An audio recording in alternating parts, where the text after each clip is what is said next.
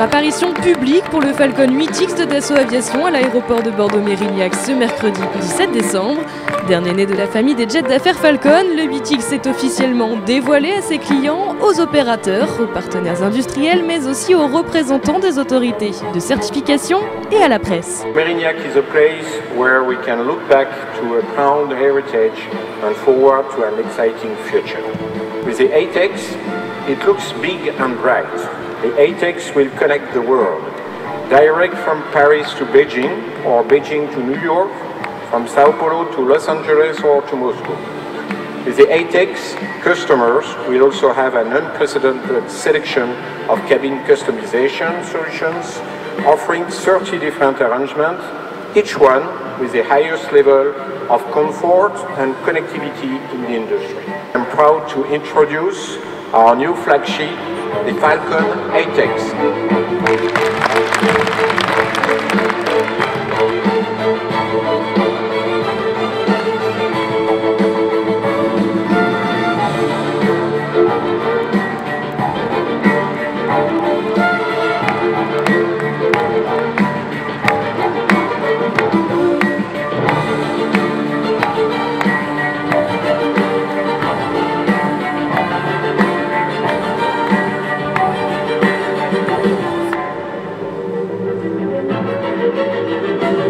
Annoncé en mai dernier lors du salon européen de l'aviation d'affaires EBACE de Genève, le triréacteur offrira le plus long rayon d'action de la famille Falcon, soit 11 945 km, 1h15 de vol de plus que le 7X, best-seller de la gamme. Le 8X devient alors un jet d'affaires très long courrier.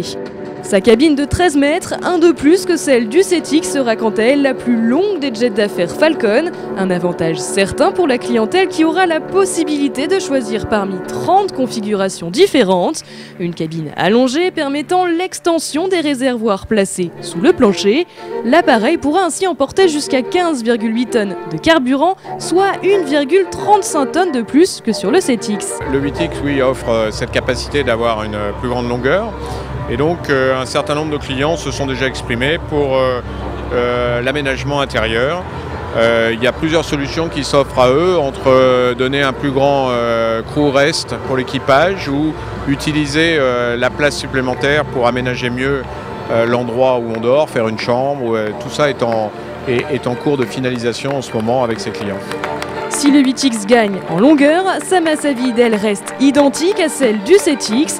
De plus, la version améliorée du réacteur PW307 de Pratt & Whitney, le PW307D, pourra fournir une poussée maximale de 6275 livres et consommera, selon l'avionneur, 35% de carburant de moins que ses concurrents ultra long courrier. On a commencé la commercialisation du 8X il y a 6 mois.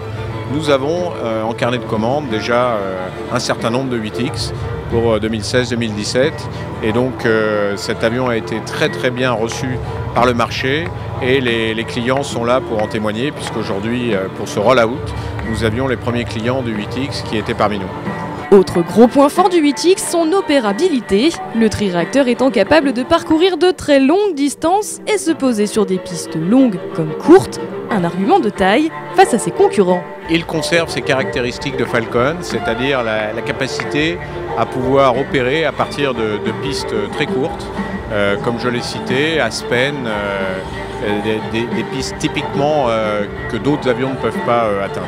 L'assemblage final et les tests du 8X se déroulent actuellement dans le hall Charles Lindbergh de Mérignac, bâtiment conçu pour la production du Falcon 7X.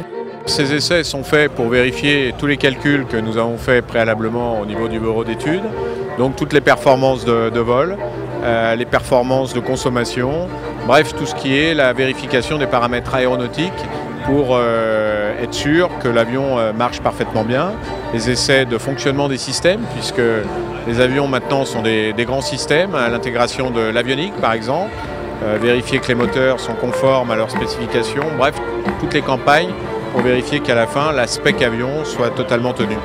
Prochaine étape pour le dernier né de la famille des jets d'affaires Falcon, le vol inaugural programmé au premier trimestre 2015 à Bordeaux-Mérignac.